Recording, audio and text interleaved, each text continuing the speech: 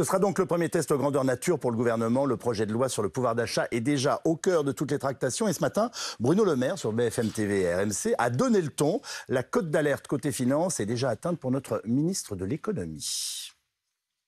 Je sais que la dette a encore augmenté de 90 milliards au premier trimestre. On est à 2900 milliards d'euros. Oui, mais c'est pas le montant brut des 2900 milliards qui me préoccupe. Pourquoi est-ce que je parle de cote d'alerte ? Tout simplement parce que les conditions de financement ont changé. Que nous pouvions emprunter à 0%, voire à des taux négatifs, et qu'aujourd'hui, nous empruntons à plus de 2%. Parce qu'une partie de la charge de la dette est indexée sur l'inflation. Donc quand l'inflation augmente, la charge de la dette augmente aussi de plusieurs milliards d'euros. Et que ma responsabilité de ministre des Finances, et je souhaite que chacun l'entende, c'est de revenir à des finances publiques équilibrées d'ici 2027.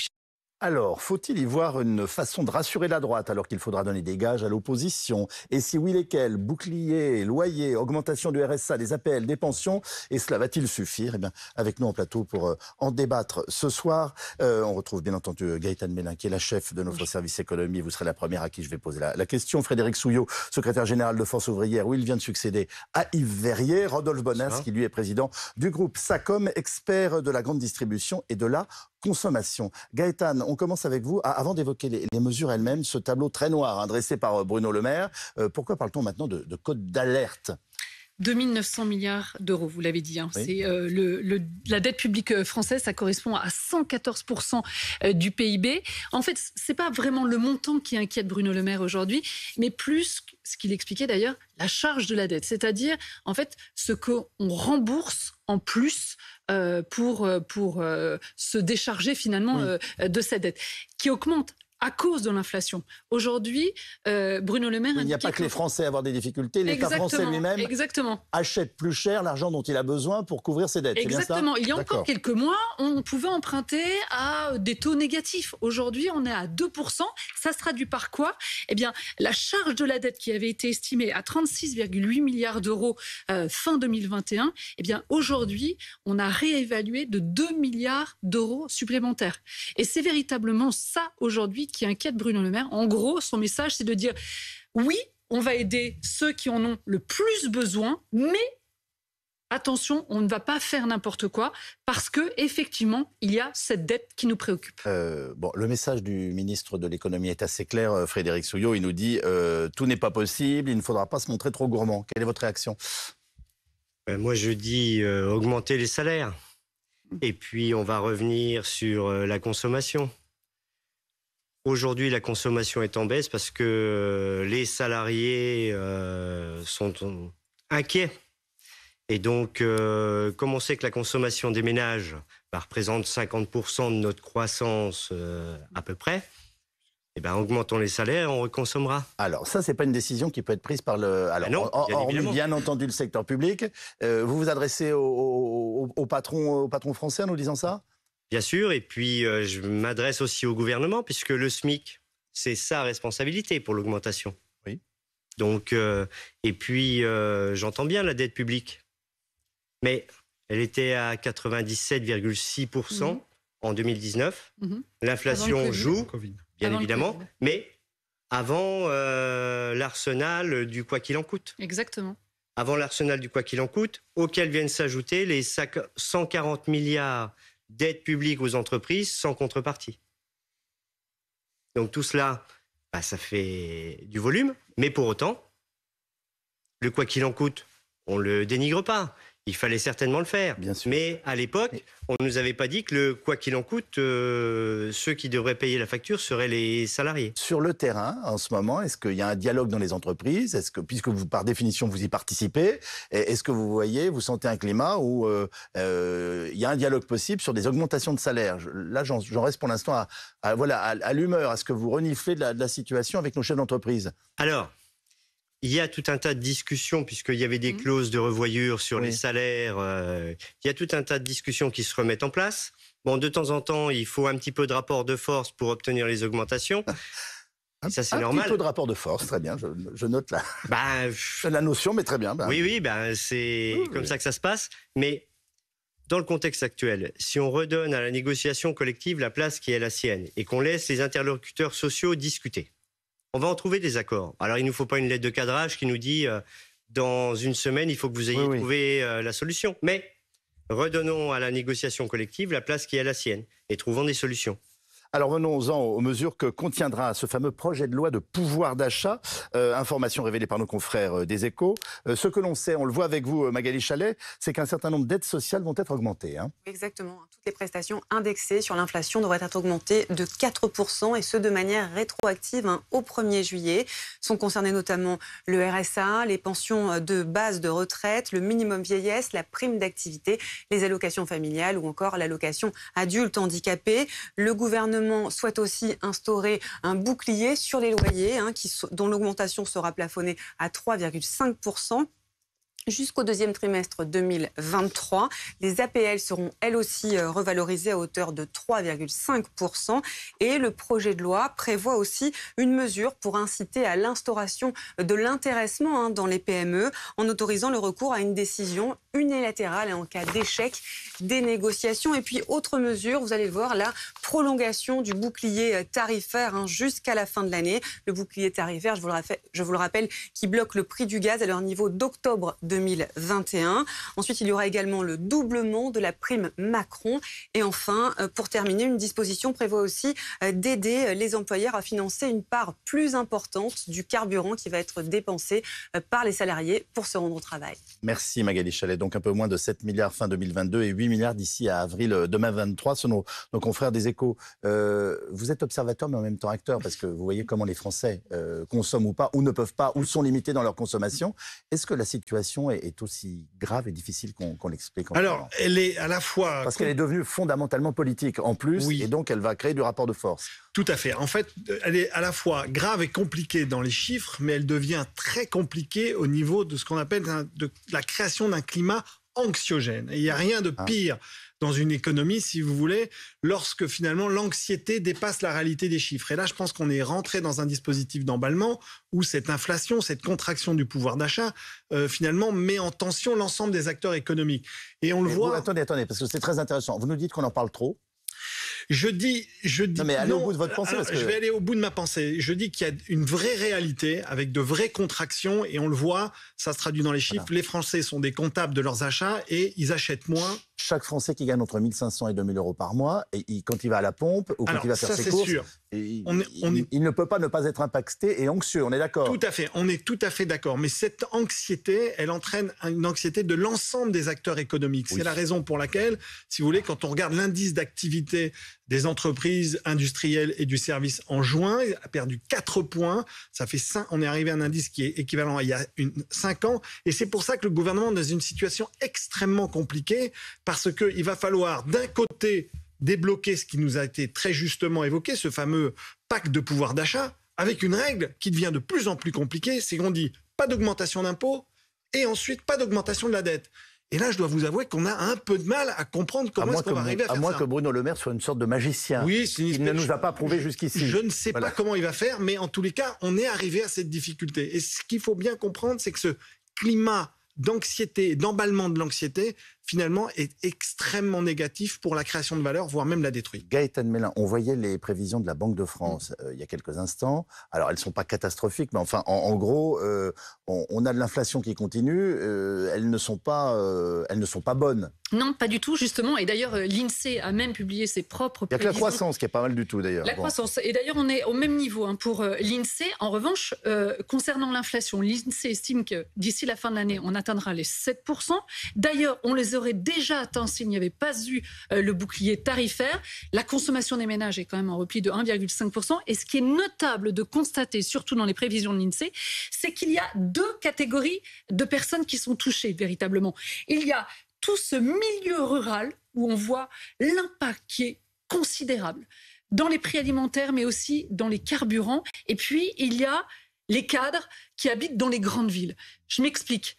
En campagne, vous êtes obligé d'utiliser votre voiture. Les agriculteurs utilisent leurs engins agricoles. Ça leur coûte énormément d'argent aujourd'hui avec la hausse des prix des carburants. Et puis, l'alimentaire aussi, ils sont fortement impactés. Du côté des villes, eh bien, finalement, on n'a pas cette problématique, en tout cas, elle est moins forte pour le carburant parce qu'il y a aussi un grand nombre de personnes qui aujourd'hui dans les grandes villes, encore une fois, utilisent les transports en commun pour se déplacer, n'utilisent pas la voiture. Donc vous voyez, l'impact est vraiment différent. Il dépend de votre niveau socio-professionnel, mais aussi de l'endroit où vous habitez. Et c'est assez, révélateur d'une France qui se fracture. Et tout le monde, contrairement à ce qu'on raconte, ne peut pas faire du télétravail. Exactement. Il faut le dire quand même très simplement à un moment ou à un autre. Pour juste illustrer ce que vous évoquez, les deux extrêmes, c'est 20% des Français vivent une inflation actuelle à 8,6% et 20% des Français vivent une inflation à 2,3%. Donc vous voyez bien... Nous n'avons pas la même inflation les uns et les autres. Exactement, il n'y a pas la même inflation. Frédéric Souillot, moi j'étais frappé de tous les responsables patronaux depuis la rentrée pratiquement de septembre dernier, nous disaient mais les augmentations de salaire vont arriver en leur temps. De toute façon, la situation en ce moment est favorable aux salariés parce qu'ils peuvent réclamer des choses. Est-ce que ça a quand même un peu évolué ? On a bien compris que la tempête est plus importante que prévu. Hein, mais est-ce que vous voyez des accords se signer dans les entreprises sur les salaires ? En début d'année, négociation annuelle obligatoire, il y a eu des accords de signés. Pas partout, et là, il y a eu des conflits, mais il y a eu des accords de signés. Mais on ne s'attendait pas à ce que l'inflation parte. On n'a pas connu ce chiffre depuis 1985. Et en fait, et les uns et les autres, on est plus formatés par rapport à l'inflation. Parce qu'avant, on avait ce qu'on appelait l'échelle mobile des salaires. L'inflation augmentait, les salaires augmentaient proportionnellement, ce qui permettait de rééquilibrer. Aujourd'hui, il faut négocier. Et dans les négociations annuelles obligatoires, on a tous les accords que j'ai vus, il y a une clause de revoyure, c'était juin ou septembre. Et le président du MEDEF... Certains groupes ont d'ores et déjà indiqué qu'il y aurait cette négociation pour certains groupes. Oui, mais à l'époque, je me rappelle de Bruno Le Maire aux assises du MEDEF l'été dernier, où il disait qu'il faut augmenter les salaires. Oui, et avec une certaine autorité. Tant mieux. La première autorité qu'ils peuvent avoir, c'est augmenter le SMIC. Pas un SMIC plus une prime d'activité, parce que la prime d'activité, après l'épisode Gilets jaunes, elle est prise sur notre protection sociale collective. C'est nous tous qui la payons. Tandis que là, si on passe le SMIC, si on augmente le SMIC, là, c'est les employeurs qui le prendront en charge et ça fera moins de dette publique. Alors, ça fera des prix un peu plus chers. Ça dépend. Sur quoi ? Mécaniquement, si vous augmentez massivement les salaires, mécaniquement, vous allez contribuer à l'accélération des coûts de production et donc vous augmenterez les prix. Vous venez de nous dire, pardonnez-moi, que l'augmentation des salaires alimente l'inflation au lieu de la calmer ?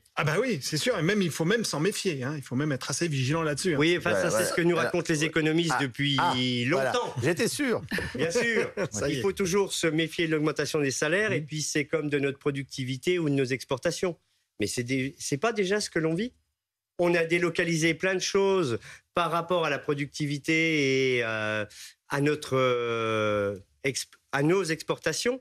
Mais aujourd'hui, il faut réindustrialiser.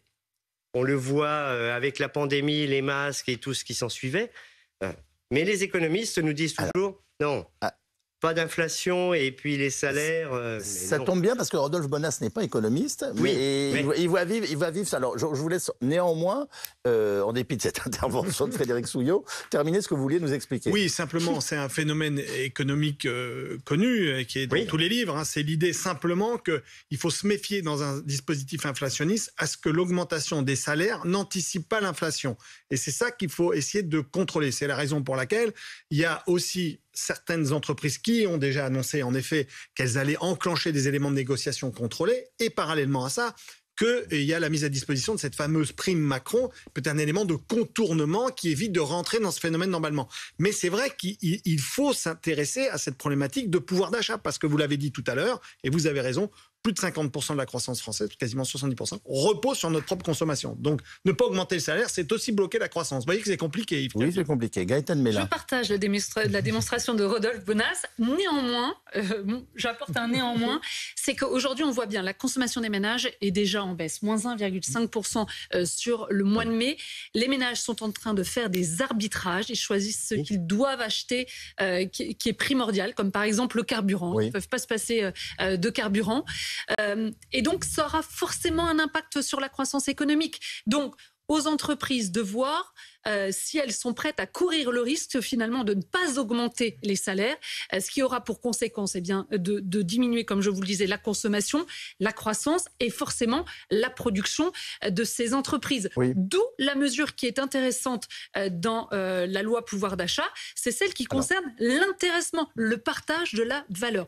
Certes, le ministre de l'économie ne peut pas obliger les entreprises à augmenter les salaires, puisque, encore une fois, ce sont des entreprises privées qui font ce qu'elles veulent.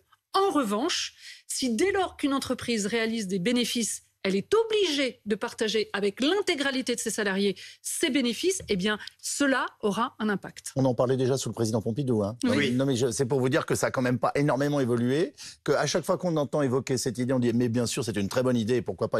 On a envie de vous dire « c'est naturel », dans les faits, c'est pas... En tout cas, elle est inscrite dans la loi pouvoir d'achat. Reste à savoir si elle sera adoptée par les députés. Alors, l'enjeu est politique aussi en ce moment. Il se trouve que la NUPES va déposer un projet de loi concurrent. C'est une façon de fermer la porte au dialogue ? C'est qui sera le mieux disant ? L'idée, c'est ça. L'idée, c'est à la fois d'arriver... On voit les propositions. Oui, c'est ça. L'idée, c'est vraiment d'arriver à contrecarrer la contre-offensive du président de la République, qui dit finalement... C'est mon projet, j'ai présenté mon projet, j'ai été élu président de la République, choisissez dans mon projet ce qui vous plaît.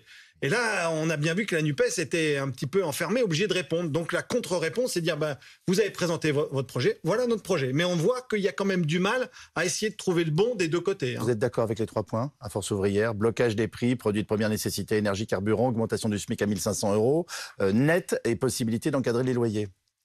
Alors moi, je suis d'accord avec ça parce que ça, c'était notre programme, nos revendications avant l'élection présidentielle. On est d'accord. Et on l'a envoyé à tous les candidats à l'élection présidentielle.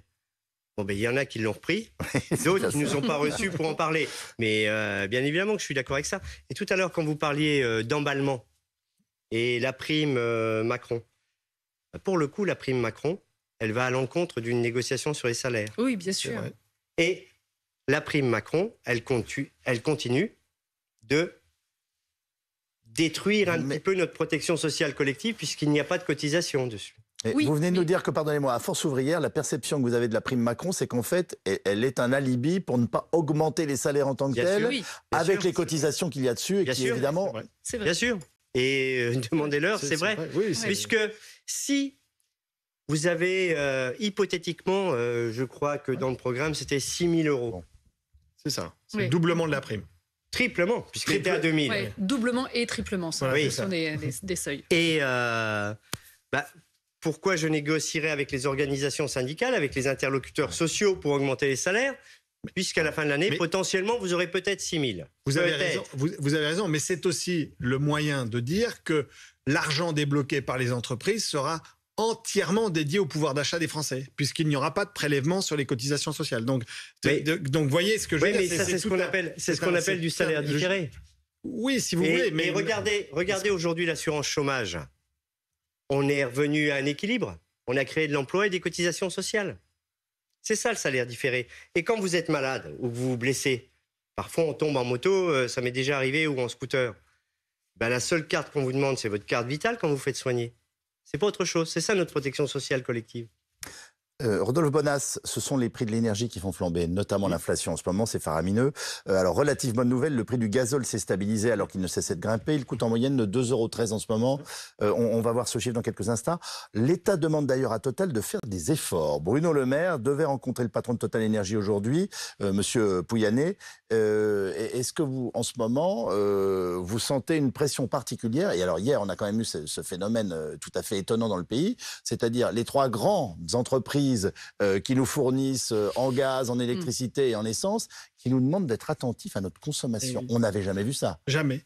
Jamais, ça veut dire que quelque part, on est en train finalement de, à la fois d'un côté... Et vous imaginez que Leclerc ou Carrefour nous disent, alors écoutez, consommez un peu moins en ce moment, il faudrait quand même être raisonnable. Mais on n'est pas 2 fois des gaufrettes.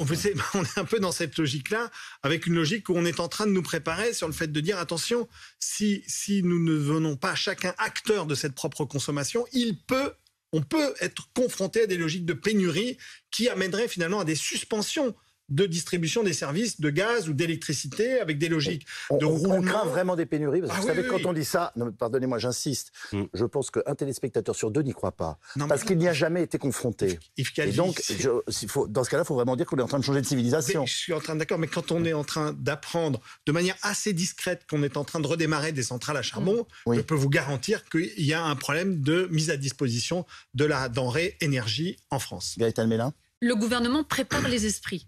La semaine dernière, Elisabeth Borne avait indiqué qu'il fallait de la sobriété énergétique. C'était la première fois qu'elle utilisait ce terme en indiquant oui, il faudra faire attention, réduire sa consommation. Dès le début, on a dit qu'il fallait réduire le chauffage d'1 degré. Ça permettait d'économiser.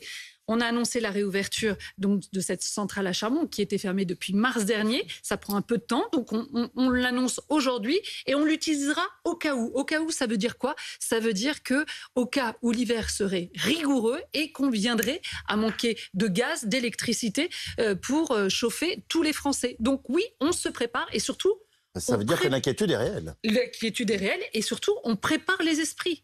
Encore une fois, c'est très important. Vous ne pouvez pas du jour au lendemain dire aux Français demain, vous allez diminuer votre température de 1 ou 2 degrés ou vous n'avez plus utilisé votre voiture. C'est impossible. Il faut préparer les esprits progressivement pour que ça puisse rentrer. Excusez-moi, c'est inimaginable qu'on impose, je dis bien qu'on impose des formules de ce type.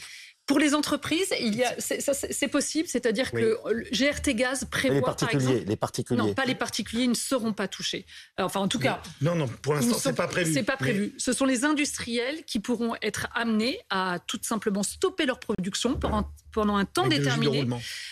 Et ils seront indemnisés pour compenser Juste petite précision, je rappelle qu'en très forte période de consommation énergétique en France, plein cœur de l'hiver, nous importons de l'énergie de l'extérieur. Donc mécaniquement, avec les tensions internationales que nous avons sur ces marchés, il y a fort à parier qu'il est possible que nos fournisseurs ne nous produisent plus la matière. Vous êtes inquiet de ce qu'on est en train de décrire, c'est-à-dire quasiment un changement de civilisation et où on a l'impression que personne n'a ses réponses. Alors je ne sais pas si c'est changement de civilisation, c'est la géopolitique qui joue la guerre en Ukraine et tout cela.